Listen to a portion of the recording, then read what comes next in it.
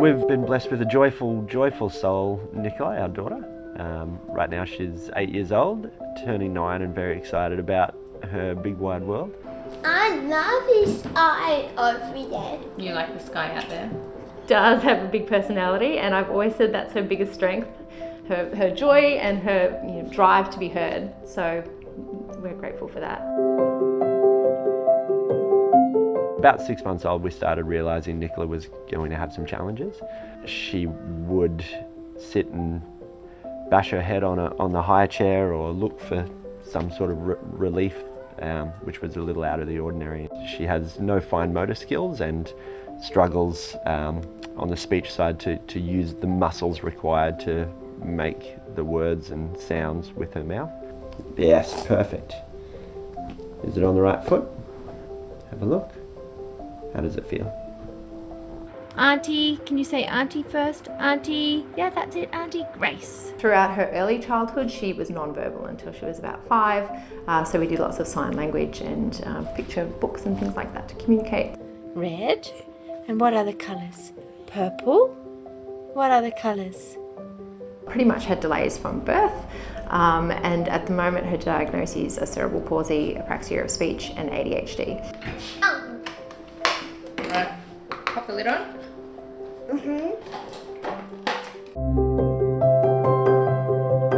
Massive progress from obviously being non-verbal at about 5. About 4.5, she had 4 words. It was mum, dad, and not daycare.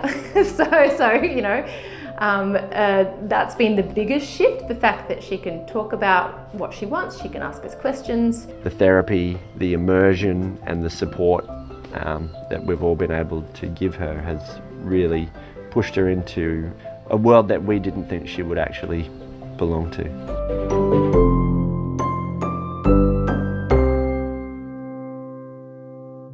I'm speaking to you on a subject which I have, as so many of you know, very much at heart, the Bush Children's Health Scheme.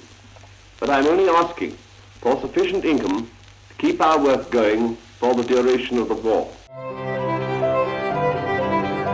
Sir Leslie Wilson was a fascinating guy. He was born into the English aristocracy. He fought in the Boer War. He subsequently went into politics. When the First World War broke out, he re-enlisted.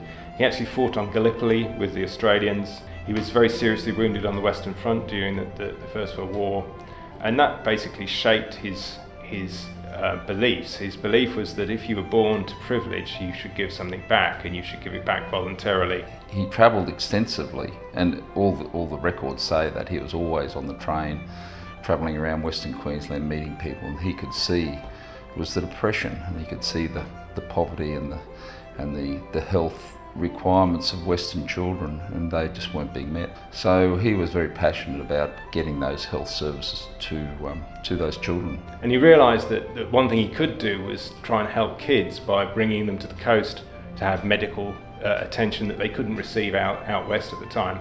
But while they were there, they would then take them to the local hospital, and they'd get checked up, they'd have dental treatment, and they'd have medical treatment that was needed. And there were also a number of diseases that are now quite treatable, but were affecting kids. Things like trachoma, which was an eye disease, which was sending kids blind.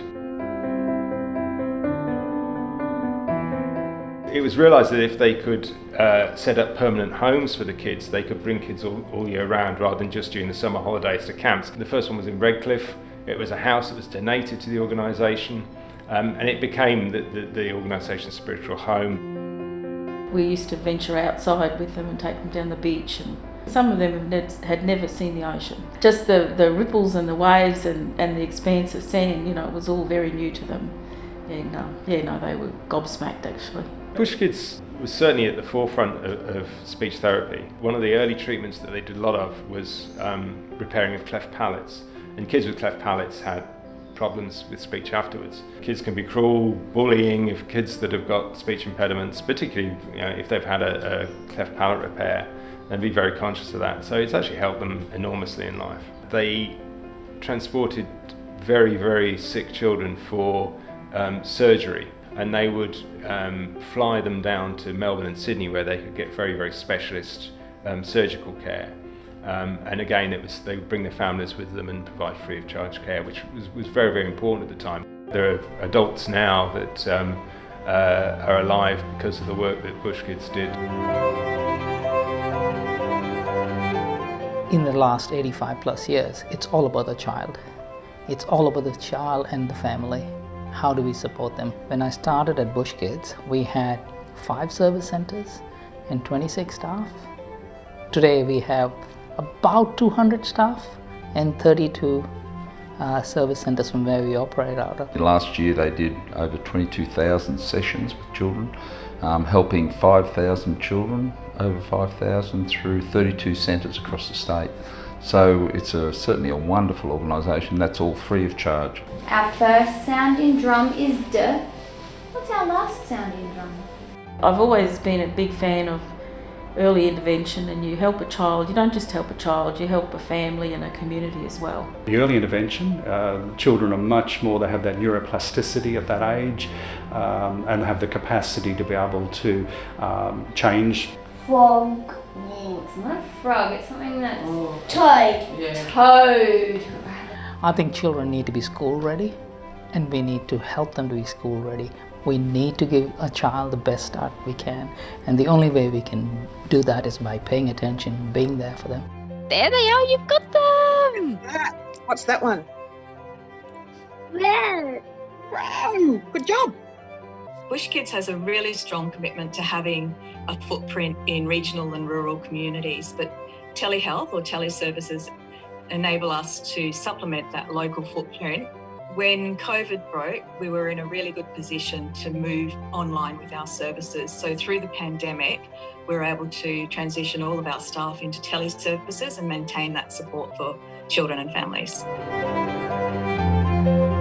It's lovely to work with parents and see them start here in a state of, I'm not sure what's happening, I don't know what to do, building that rapport and relationship and just seeing them relax and really get to bond with their child, enjoy the time they spend with their child, get to relate to their child better and really feel competent and comfortable supporting them. We're a very flat organisation as far as organisational structure is concerned, so there's a guarantee that the money that goes in will actually find where it's needed the most. So it's very measurable, it's very obvious, very palpable. The future for BUSHkids is to respond to the needs of the community. It may be different in Mount Isa to Stanthorpe or from Gladstone to Cunnamulla.